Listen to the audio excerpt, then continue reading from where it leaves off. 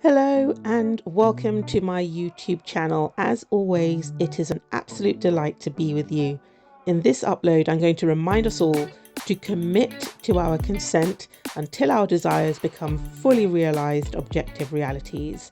Now, the first thing to note is that consent is always given linguistically. That's to say, we communicate our consent using the spiritual language of emotion, and this communication will always be an accurate representation of who we are in self concept when we're giving it. So, if there's any doubt in there or fear, we'll communicate that in the consent. Or if we have any hang ups about what we're allowed to have, to be, or do, our consent will be filtered through that, and the objectified desire will reflect these things. So, when I say consent, it's not just yes or no, it could be yes, but with these conditions. And William Blake talks about this exactly in his poem, The Garden of Love. God only expresses through us what we consent to, but also how we consent. Don't worry about this too much. The way to overcome any sort of hang ups or fears and so on is to get into the habit of honoring yourself and preoccupying yourself with your highest ideals. And you can do this at any time of day. So you want to think about the people around you, the types of places you like to go, the types of activities that occupy your time, and so on and so on. And then use your human body as apparatus to check whether these things are good enough for you. Do you get a yes or a no?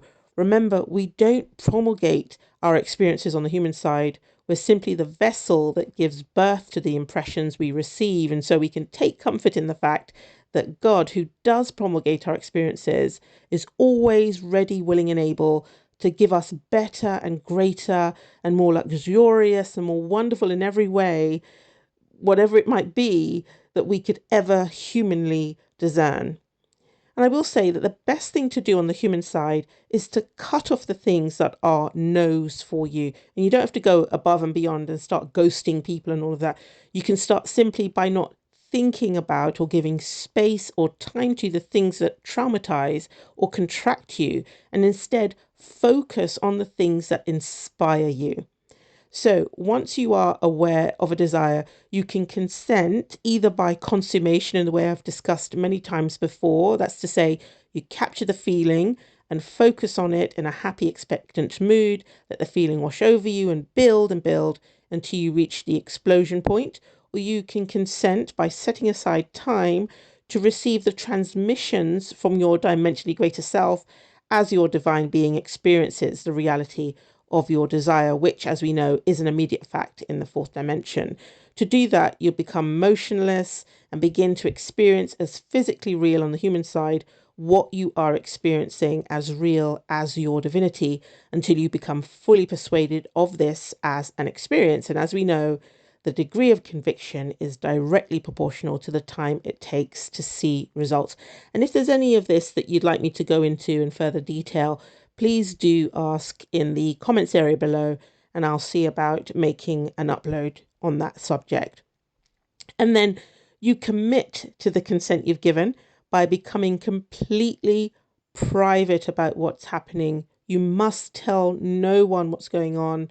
This costs you nothing. It doesn't require you to take any extraordinary action. All you need to do is live your life normally, excitedly noticing the wonderful changes, even the seemingly subtle ones, that are all signaling to you that the realization of your desire is on the way.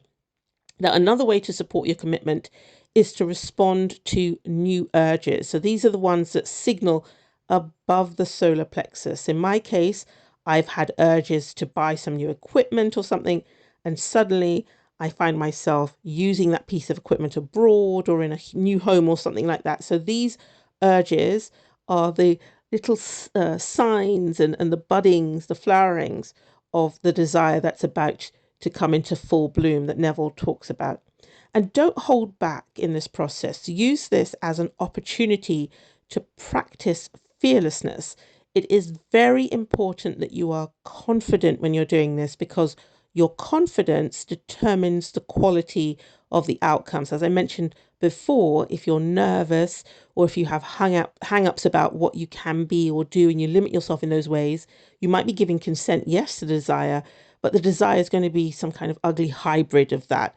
And remember, Neville's talked about the gardens that we tend. We have wonderful plants growing in there, but we also have some weird things growing in there as well. So you want to be really confident that your desire is going to show up exactly as it's been impressed on you.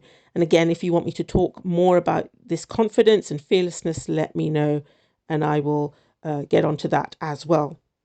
Please don't listen to anything external that makes you want to hold back in any way. Think of it in this way. We can never be fearful enough or poor enough to help ourselves or anyone else, but being fearless and wealthy can do a lot. So no matter how contracted and miserable we are, we will all take a final breath one day at the appointed time. So I say, choose to live happily, peaceably, comfortably, joyfully, luxuriously, fearlessly, and so on. Commit to your consent and make magic. That's all for now. If you have any insights, comments, or questions, please feel free to share those in the appropriate area below. And until we are together again, stay phenomenally you.